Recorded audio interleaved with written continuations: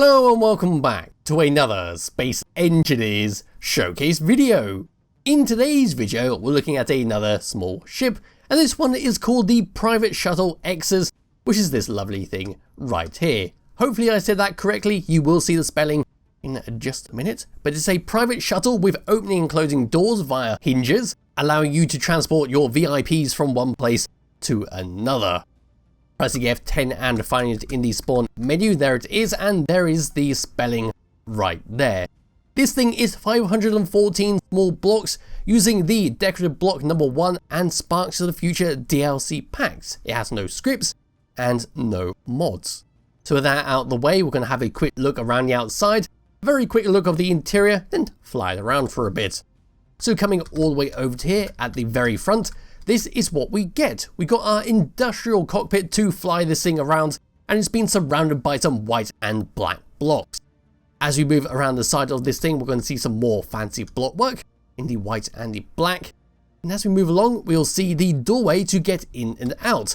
This has been surrounded by some glass blocks to make it look very, very fancy. And we can see how that opens and closes by the hinge up there. So with the press of the button, it will fold up and allow you to get your VIPs in and out. They'll come across and sit on these chairs, and they've got some lovely lighting in here, and they can peer out those windows right there. Yes, as we continue around the side, we're going to see our first thrust pod, which is using our fancy ion thruster, and it does look bloody glorious with its design. Moving all the way around the side, we're going to see some more smaller ion thrusters in our more traditional look to help us on our left and our right, and we can see a sneaky landing gear just below it. As we move all the way around to the back, this is what we get for our main thrust. We've got two large ion thrusters, and that is that, and some more fancy block work at the back. Moving down and underneath, we've got a connector to connect this thing up, load it up with stuff such as weapons, ammunition, or even goods to serve your passengers, and of course 2 landing gears to make sure we can snap ourselves down onto a grid. A few more ion thrusters to help us pull away from a station and get on with our journey, and there's the bottom of where our passengers will get in and out, and there's the bottom of our industrial cockpit. As we move up and above here, we'll see the top of our cockpit, and moving along we'll see the top of our hinges of how the doors are going to open and close, and then some more ion thrusters to help us move down. We've got some batteries which sits in between our large ion thrusters, and of course an antenna block to make sure someone can always find you and use your services. But that is that for the outside. It's a very short and sweet ship. So now it's time for me to get into my character, hop out of there, and we can go on inside. So over to here, we can press the button and we'll open it up, and it'll very smoothly open up and allow us to go in and out. So coming across onto here, if I can snap myself down, there we go. We can now move across, press the button, it will close up, and now be nice and safe inside. Of course, it's not going to be airtight, so if you take your helmet off, you are going to suffocate. That's why you got your connector at the bottom to give your passengers bottles to make sure they don't die on your journey. Yes, we can now sit down here. We've got a camera to make sure we're not up to no good, and we've got some nice lighting in here to make sure we don't need to use our own suit's power.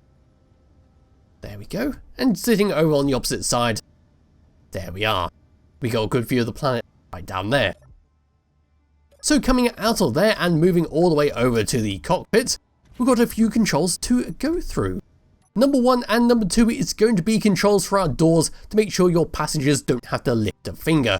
We can open them up for them, and then once they're ready and seated, we can close it up and be on our way. Number 3 is our camera to view inside to make sure they're not up to no good. Number 4, 5 and 6 is for our antenna block, where we can turn it on and off and change its range. Number 8 is for our connector right below there. And with that all done and out of the way, it's time to take this for a thruster test. So going forwards, we've got a nice amount of speed coming out of those large ion thrusters, and they do look bloody fantastic with that little blue, light blue glow in fact. Yes, stopping as well should be identical because we've got the same thruster distribution forwards and backwards. Then going left, and going right, we're a lot slower, but we don't really need to worry about maneuvering. We're not a combat ship, we're simply transporting civilians from one place to another.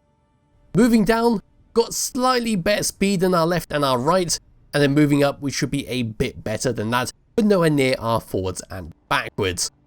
And wiggling my mouse around, this is what we get. got a nice lot of control on here. We're a little bit floaty, but we do have a tiny bit of weight on there to make sure we're not too sensitive. And it does suit this size of ship. But as for that is pretty much it for the shuttle. It's a very nice ship with a fantastic design. You could always change this around to be a more atmospheric focused ship by replacing the ion thrusters with atmospherics, or even trying to hook up hydrogen if you can, just to make sure your passengers don't suffocate, so you can make this an atmospheric transport ship instead. But anyway, there'll be a link to it in the description below if you do wish to play around with it yourself. I recommend you do.